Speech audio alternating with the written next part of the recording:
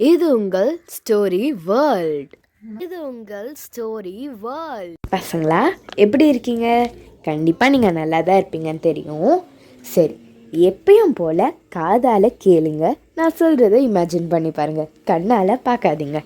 சரி, ஒரு அழகான கிராமம். அந்த கிராமத்தாண்டு ஒரு பெரிய வயல்.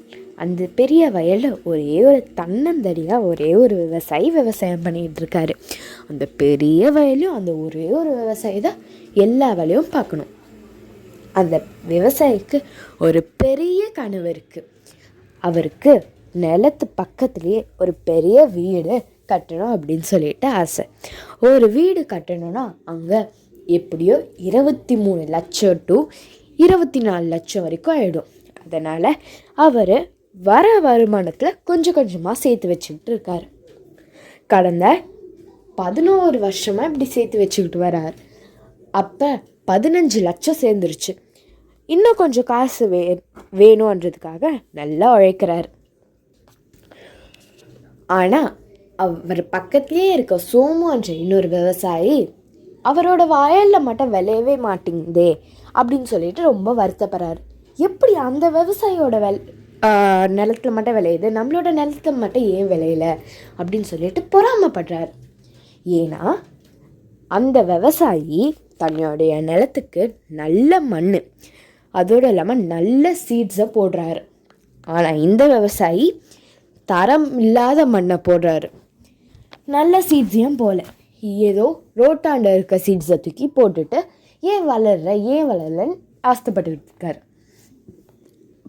பொறாமையில் முட்டாளே ஆயிட்டார் அந்த சோமன்ற விவசாயி. அப்போ என்ன ஆகுதுன்னா, ஒரு நாள் இவனோட வயலில் மட்டும் எப்படி விளையும், நம்மளோட வயலில் விளையிலையே, எப்படி இவனோட வயலில் மட்டும் விளையுது அப்படின்னு சொல்லிட்டு பொறாமையில் ஒரு செடி வளரக்கூடாது அப்படின்னு சொல்லிட்டு ஒரு விஷத்தை அவரோட நிலத்தில் ஃபுல்லாக பரப்பிடுறாரு. இதை அந்த விவசாயியும் பார்த்துடுறாரு. சோமு பண்ணுறத பார்த்துட்டு எதுவும் கேட்கல அந்த விவசாயி.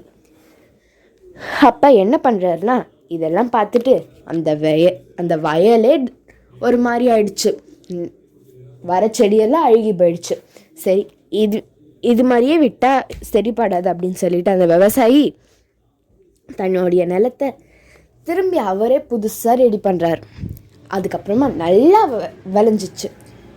இப்போ அந்த சோமுன்ற விவசாயி பார்த்துட்டு இன்னும் பொறாமையில் பொங்குறாரு.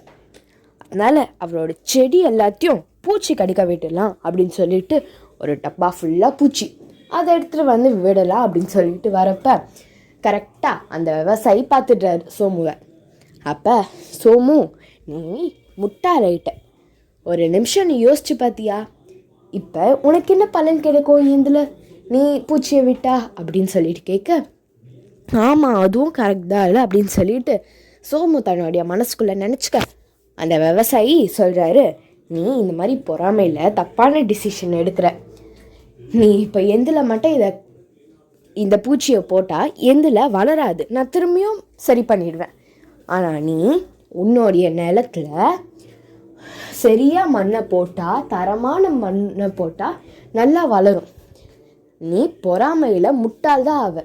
பொறுமை இருந்தால் எந்த லெவலுக்கு வேணால் நம்ம புத்திசாலி ஆகணும் அப்படின்னு சொல்லிட்டு ஒரு பாடத்தை சொல்ல, சோமு ராமுக்கிட்ட இருந்தே கடன் வாங்கி தன்னுடைய நிலத்தை சரி பண்ணுறார். அதுக்கப்புறமா ராமு மாதிரியே சோமுக்கும் நல்ல வயலில் விளையுது. அதுக்கப்புறமா அந்த விவசாயியும் நினச்ச மாதிரியே ஒரு பெரிய வீடு கட்டுறாரு. அந்த வீட்டு பக்கத்துலேயே இருக்கார். ஓகே காய்ஸ், இந்த கதை உங்களுக்கு பிடிச்சிருக்குன்னு நினைக்கிறேன். பிடிச்சிருந்தா நீங்கள் லைக் பண்ணுவீங்கன்னு எனக்கு தெரியும். ப்ளீஸ் லைக் பண்ணுங்கள் அண்ட் சப்ஸ்கிரைபும் பண்ணிவிடுங்க. பாய், குட் நைட்.